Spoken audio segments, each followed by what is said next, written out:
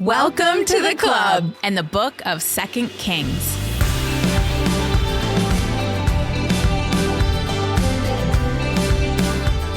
Well, chapter 11 was disturbing. The line of David came very close to a tragic end, but we all know that the line of David won't end because that is ultimately where Jesus comes from. But in chapter 11, Queen Athaliah went on a revengeful rampage and attempted to kill all of David's descendants, including her own grandsons. Her goal was control over Judah, and with it, an end to the Davidic covenant.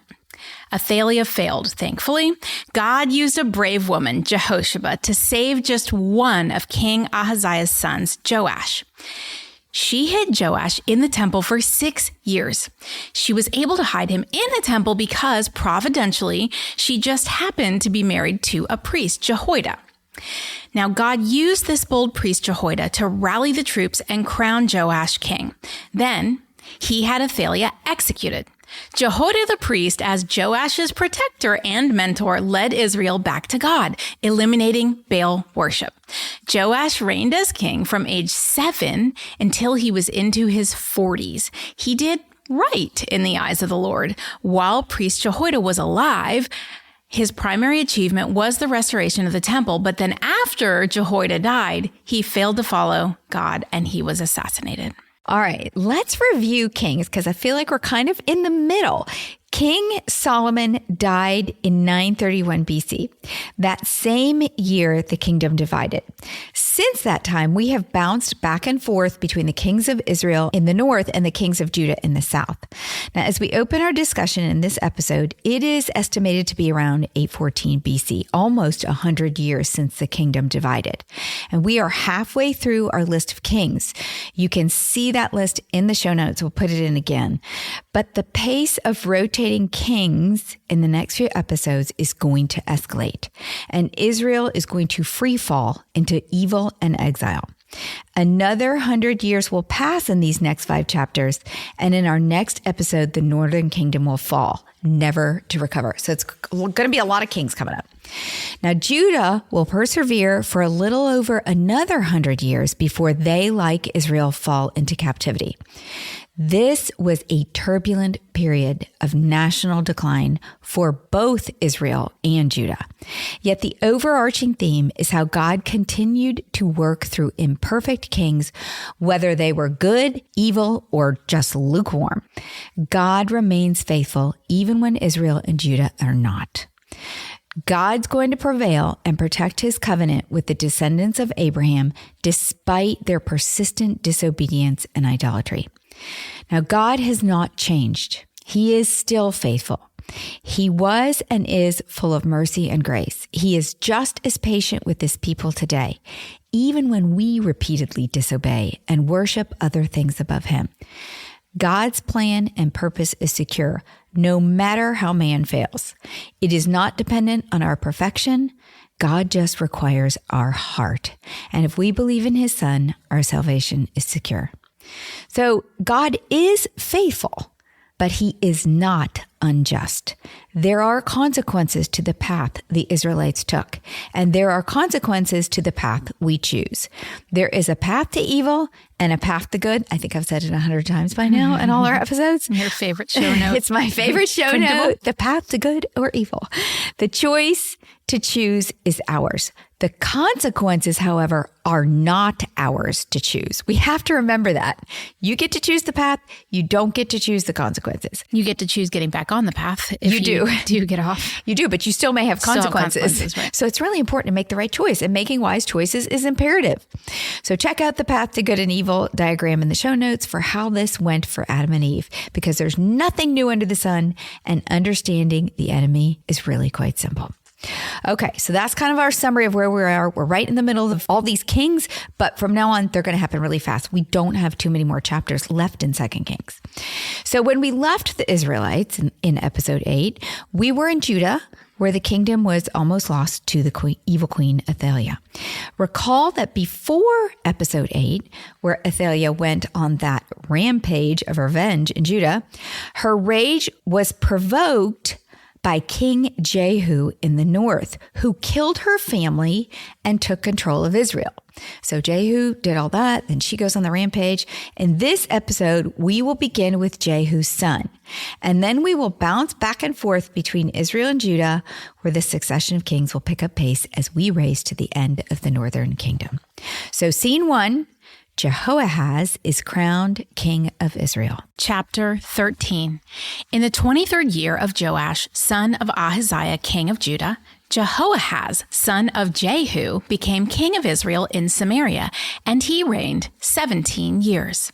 He did evil in the eyes of the Lord by following the sins of Jeroboam, son of Nebat, which he had caused Israel to commit, and he did not turn away from them.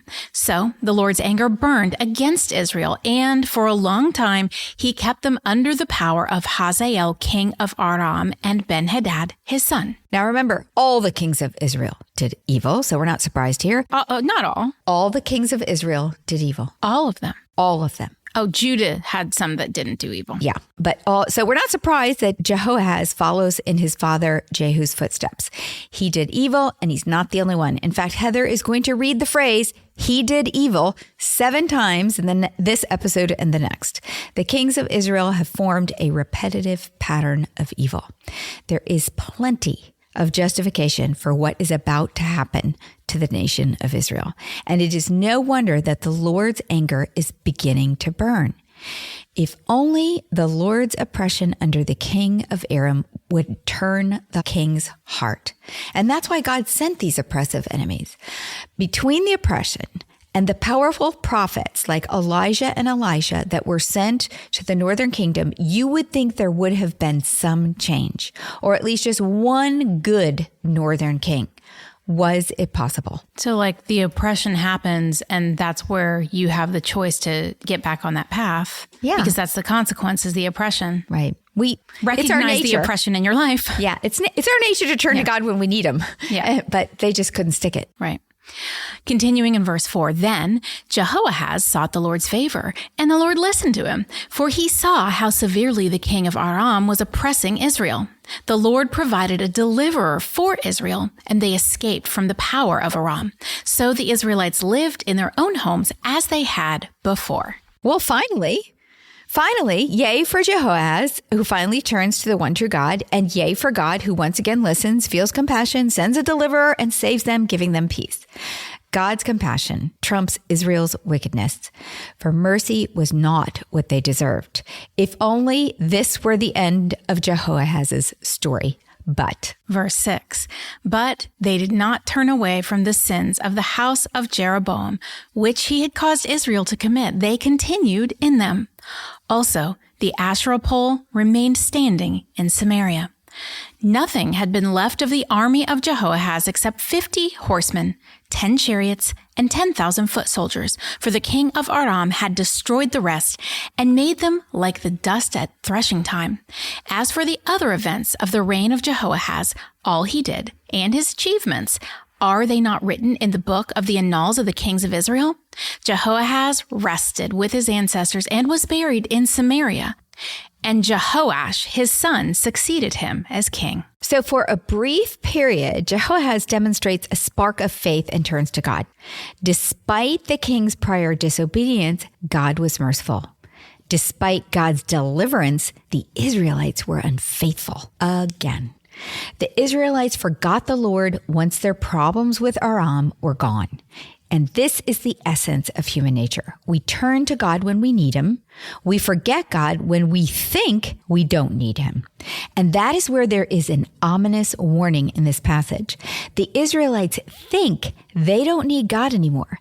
They are foolish and have blindly missed the vulnerability of their situation. The passage says that nothing was left of the army except 50 horsemen, 10 chariots, and 10,000 foot soldiers, for the king of Aram had destroyed the rest and made them like the dust at threshing time. This is hardly enough to handle what we know is coming. Israel, which is Assyria, Israel is in trouble, and God's tolerance is running out. Scene 2, Jehoash is crowned king of Israel. Verse 10, in the 37th year of Joash, king of Judah, Jehoash, son of Jehoahaz, became king of Israel in Samaria, and he reigned 16 years. He did evil in the eyes of the Lord, and did not turn away from any of the sins of Jeroboam, son of Nebat, which he had caused Israel to commit. He continued in them. As for the other events of the reign of Jehoash, all he did, and his achievements, including his war against Amaziah, king of Judah, are they not written in the book of the annals of the kings of Israel? Jehoash rested with his ancestors, and Jeroboam succeeded him on the throne.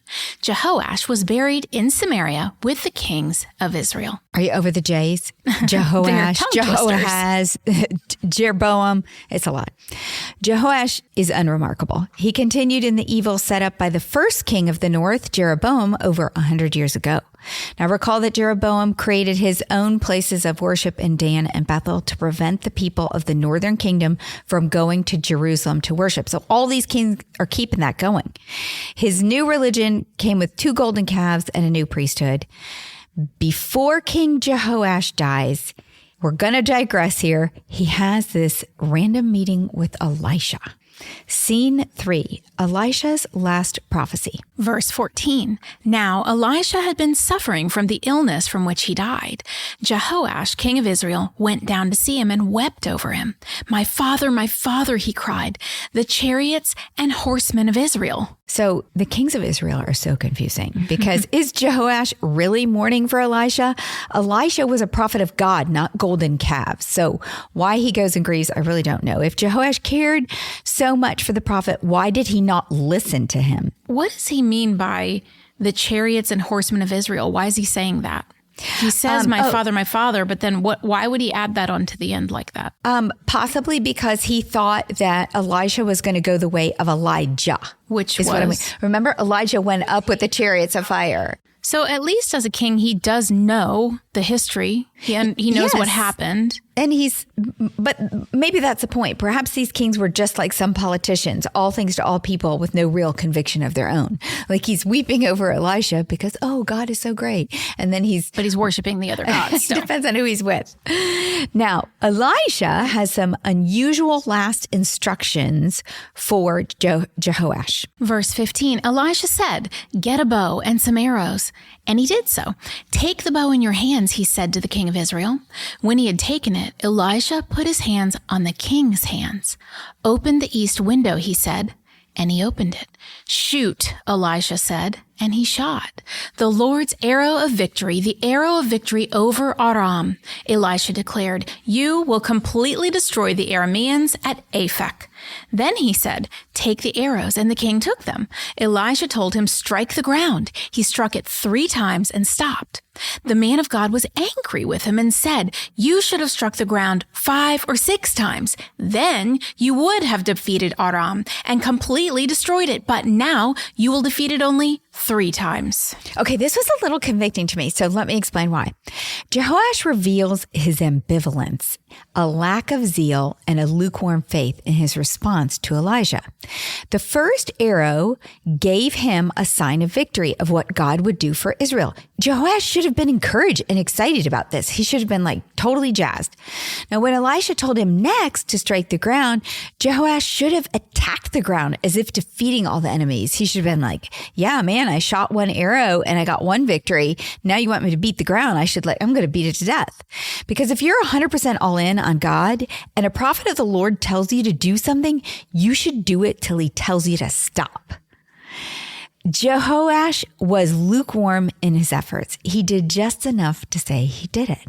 Therefore, Jehoash will have victory over Aram, but not enough to destroy them. That is convicting. Yeah, the lesson here for us is that how we respond to God's word makes a difference in the outcome of our life, our work, and our impact on the world. Are we lukewarm, doing just enough to say we did it? Yeah, I went to church. Mm-hmm. I went on Christmas. Yeah.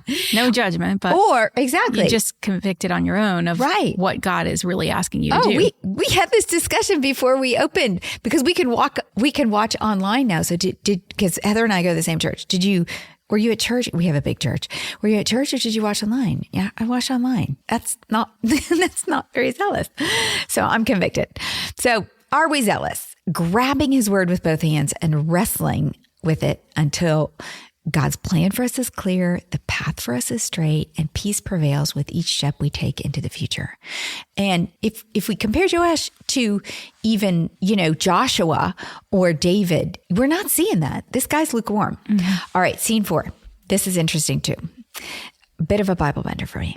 Scene 4, Elisha's sudden death and last miracle. Verse 20, Elisha died and was buried. Now, Moabite raiders used to enter the country every spring. Once, while some Israelites were burying a man, suddenly they saw a band of raiders. So they threw the man's body into Elisha's tomb. When the body touched Elisha's bones, the man came to life and stood up on his feet. So this seems like a crazy story and oddly placed. Elisha dies. He was a hero of the faith, and yet no fanfare. It just says he died and was buried. Elijah got chariots of fire when he died, and poor Elisha got a body thrown at him. It just seems unfair. It's not unfair, actually. So think about this. The meaning of this miracle and the honor provided to Elisha was buried. No pun intended here. The commentary on this miracle was a Bible bender for me. Let me explain. Recall what Elijah had asked Elijah for in 2 Kings 2:9. Which says, when they had crossed the Jordan, Elijah said to Elisha, tell me, what can I do for you before I am taken from you? Let me inherit a double portion of your spirit, Elisha replied. So track with me. Elisha asked for a double portion of Elijah's spirit, and Elisha got what he wanted. In his lifetime, Elisha did twice as many miracles as Elijah. So this end for Elisha makes sense. Elijah finished his ministry by avoiding death. Elisha finished his ministry from beyond death. Elisha would not have wanted a grand exit and a lot of fanfare. What Elisha would have wanted more than anything would have been to do just one more miracle. And not just any miracle, a resurrection, which he had done before, in fairness, one other time, but not just any resurrection, a resurrection from the grave. Elisha died without fanfare, but was given a miraculous privilege. He had the privilege of a power beyond death. And I can think of only one other who had that power, Jesus Christ. This miracle was a foretaste of a greater redemptive miracle to come. Listen to me. Elisha, though dead, saved a man from death by giving him life. Jesus rose from the dead, saved all who believe from death by giving them eternal life. It's like a blow up of Elisha. Jesus' miracle is a blow up of Elisha's, like to the bajillionth power. Elisha's miracle beyond the grave was a fitting end for his ministry of miracles. Miracles were redemptive, involving healing and the provision for life. Elisha's miracle was a sign of hope to the Israelites, a foreshadowing of Jesus, the perfect king, who would provide complete healing and the provision for eternal life. It's like Elisha is yelling it from the grave. This isn't the end. Don't forget about me. There's more to come. It's going to be better. Now, if you're keeping track of resurrections, just in case you're one of those people like me who tracks these kind of things, this is only the third time in the Bible that someone was raised from the dead. Elijah did it once. Elisha now did it twice. He's got to double everything Elijah's doing, so he'd come back for one more miracle. Jesus will do it 3 times, not including himself. Peter once and Paul once. So the fact that Elisha is the only other person to do it twice is pretty miraculous. There are 8 total resurrections, not including the mention in Matthew 27 of the saints who were resurrected after Jesus' resurrection. So that was a Bible bender for me. I never realized why they kind of just said he died and then this body is thrown at his bones. It just sounded odd, but now it makes perfect sense to me. And I think also it's indicative of you might not have that fanfare. He didn't when he died, right? And it was years probably because it said that it touched his bones. Right. So that meant that it would have been some time later. Right. And God's plan is going to happen regardless of us, whether or not we give the fanfare to it or not. And it almost gives us a secret window into just the Lord, he creates different things for different people. In his time, not ours. Yeah. Elijah and Elisha were both great, and their ending was both great. It's just very different. Yeah. And I think that's just how God uses different people and delights in them and their gifts. So, all right, scene 5, back to King Jehoash and Elisha's last prophecy. So the author jumps back now to what we read earlier in this episode about the father-son kings Jehoahaz and Jehoash. I know you're probably thoroughly confused now by all these J's. Under Jehoahaz's reign, Israel became oppressed by Aram in verse 3. Heather read that. And there was not much left of his army, we're told in verse 7. But then Elijah provided his son Jehoash a little hope for a victory over Aram. He was to strike the ground, which he did only 3 times. Now the author summarizes what happened and why to make a point. Verse 22, Hazael, king of Aram, oppressed Israel throughout the reign of Jehoahaz, but the Lord was gracious to them and had compassion and showed concern for them because of his covenant with Abraham, Isaac, and Jacob. To this day, he has been unwilling to destroy them or banish them from his presence. Hazael, king of Aram, died, and Ben-Hadad, his son, succeeded him as king. Then Jehoash, son of Jehoahaz, recaptured from Ben-Hadad, son of Hazael, the towns he had taken in battle from his father Jehoahaz. 3 times Jehoash defeated him, and so he recovered the Israelite towns. So the author's explaining to us why Israel is having this little bit of a recovery. Verse 23 says, but the Lord was gracious to them and had compassion and showed concern for them because of his covenant with Abraham, Isaac, and Jacob. To this day, he has been unwilling to destroy them or banish them from his presence. So again, God's still holding out and showing them grace and mercy. To this day, the Lord was unwilling to destroy Israel or banish them from his presence because of this covenant, his promise to Abraham and his descendants. But a covenant is a commitment that involves 2 parties, and Israel has consistently failed to keep their part. The author is laying out the evidence for what is about to happen. The Israelites will be banished from God's presence through no fault of God's. He has been gracious, compassionate, forgiving, providing countless opportunities for them to change. Israel has rejected God and broken the covenant too many times. With the loss of Elisha, Israel's encouraging and powerful prophet, Israel's future is growing dim. Meanwhile, back in Judah, scene 6, Amaziah is crowned king of Judah. Chapter 14. In the 2nd year of Jehoash, son of Jehoahaz, king of Israel, Amaziah, son of Joash, king of Judah, began to reign. He was 25 years old when he became king, and he reigned in Jerusalem 29 years. His mother's name was Jehoadan. She was from Jerusalem. He did what was right in the eyes of the Lord, but not as his father David had done. In everything he followed the example of his father Joash. The high places, however, were not removed. The people continued to offer sacrifices and burn incense there. Amaziah did what was right, but he didn't remove the high places, and therefore he is excluded from the good king list of only 4 kings. Check out our list in the show notes. There were 4 kings of Judah who were good and 4 kings who were lukewarm, and the rest in Judah were evil. So he would be classified as a lukewarm. Right. Amaziah would be on the lukewarm list, as would his father Joash. But lukewarm is never a good target. Scene 7, the battle between Israel and Judah. Verse 5. After the kingdom was firmly in his grasp, he executed the officials who had murdered his father the king. Yet he did not put the children of the assassins to death, in accordance with what was written in the book of the law of Moses, where the Lord commanded, parents are not to be put to death for their children, nor children put to death for their parents. Each will die for their own sin. He was the one who defeated 10,000 Edomites in the Valley of Salt and captured Selah in battle, calling it Joktheel, the name it has to this day. So Amaziah seems to know the word of God a little bit and does not commit mass murder. And he has a huge victory over Edom. He looks good. However, compare these verses about battles to any of Joshua's back in season 6. There is never one word about asking God if they should battle or praising God after the battle.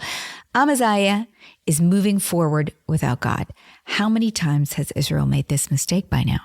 The first time I can remember is way back in Numbers 14. Israel had just been sentenced to wander for 40 years in the wilderness, and rather than accept God's edict, they tried to fight their way into the promised land. That battle ended badly. Yet here is a descendant of David without any of David's humility and heart, ignoring God and doing his own thing. On top of that, Chronicles gives more information on Amaziah. After conquering Edom, he adopted some of their gods. Chronicles 25:15 states that the anger of the Lord burned against Amaziah. Back to our story in 2 Kings 14, continuing in verse 8. Then Amaziah sent messengers to Joash, son of Jehoahaz, the son of Jehu, king of Israel, with the challenge, "Come, let us face each other in battle." But Jehoash, king of Israel, replied to Amaziah, king of Judah. "A thistle in Lebanon sent a message to a cedar in Lebanon, 'Give your daughter to my son in marriage.' Then a wild beast in Lebanon came along and trampled the thistle underfoot. You have indeed defeated Edom, and now you are arrogant. Glory in your victory, but stay home. Why ask for trouble and cause your own downfall and that of Judah also?" Like I said, he doesn't have David's humility. Amaziah, king of Judah, brazenly issues a challenge to Jehoash, king of Israel. Jehoash sends back a message in the form of a fable. It implies that Judah is going to get trampled. Jehoash blatantly points out Amaziah's arrogance and tells him to stay home. But Amaziah's head is too big. He is too full of himself, and he does not listen. Verse 11. Amaziah, however, would not listen. So Jehoash, king of Israel, attacked. He and Amaziah, king of Judah, faced each other at Beth Shemesh in Judah. Judah was routed by Israel, and every man fled to his home. Jehoash, king of Israel, captured Amaziah, king of Judah, the son of Joash, the son of Ahaziah, at Beth Shemesh. Then Jehoash went to Jerusalem and broke down the wall of Jerusalem from the Ephraim gate to the corner gate, a section about 400 cubits long. He took all the gold and silver and all the articles found in the temple of the Lord and in the treasuries of the royal palace. He also took hostages and returned to Samaria. What a warning for Judah. The temple, the place of God's presence, was being decimated. God was giving them a foretaste of judgment and exile to come, a time when they would no longer have the comfort of his presence. Verse 15, as for the other events of the reign of Jehoash, what he did, and his achievements, including his war against Amaziah, king of Judah, are they not written in the book of the annals of the kings of Israel? Jehoash rested with his ancestors and was buried in Samaria with the kings of Israel, and Jeroboam, his son, succeeded him as king. Amaziah, son of Joash, king of Judah, lived for 15 years after the death of Jehoash, son of Jehoahaz, king of Israel. As for the other events of Amaziah's reign, are they not written in the book of the annals of the kings of Judah? They conspired against him in Jerusalem, and he fled to Lachish. But they sent men after him to Lachish and killed him there. He was brought back by horse and was buried in Jerusalem with his ancestors in the city of David. Then all the people of Judah took Azariah, who was 16 years old, and made him king in place of his father Amaziah.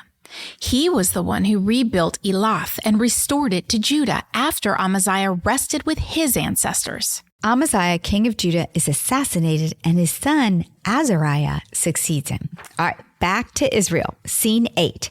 Jeroboam II is crowned king of Israel. Verse 23. In the 15th year of Amaziah, son of Joash, king of Judah, Jeroboam, son of Jehoash, king of Israel, became king in Samaria, and he reigned 41 years. He did evil in the eyes of the Lord, and did not turn away from any of the sins of Jeroboam, son of Nebat, which he had caused Israel to commit. He was the one who restored the boundaries of Israel Israel from Lebo Hamath to the Dead Sea, in accordance with the word of the Lord, the God of Israel, spoken through his servant Jonah, son of Amittai, the prophet from Gath-Hepher. The Lord had seen how bitterly everyone in Israel, whether slave or free, was suffering. There was no one to help them. And since the Lord had not said he would blot out the name of Israel from under heaven, he saved them by the hand of Jeroboam, son of Jehoash. As for the other events of Jeroboam's reign, all he did, and his military achievements, including how he recovered for Israel both Damascus and Hamath, which had belonged to Judah, are they not written in the book of the annals of the kings of Israel? Jeroboam rested with his ancestors, the kings of Israel, and Zechariah, his son, succeeded him as king. So Jeroboam II did evil in the eyes of the Lord. I think that's the third or fourth in this episode. And by now, the evil of all these kings is causing great suffering. Verse 26 does not say how, but it does say that the suffering is bitter and that there's no one to help them. Elisha, the personal relational prophet, was gone. So what is a compassionate God supposed to do? It says in verse 27 that he saved them, and he did it through the hand of an evil king, Jeroboam II. God allows Israel a temporary expansion, a recovery of the promised land. Now, God's motivation was pity, not favor. The Israelites had not found favor with him. Or grace they didn't deserve. Yeah, it was just he felt bad for them. And God continues to show mercy and provide opportunities for repentance. He maintains his covenant promise despite Israel's unfaithfulness. God uses unfaithful kings in the north and both faithful and unfaithful kings in the south to accomplish his ultimate purposes. Yet we know an ominous warning about the consequences of persistent disobedience is hanging over the northern kingdom. God's patience will come to an end in our next episode, and with it, the northern kingdom of Israel.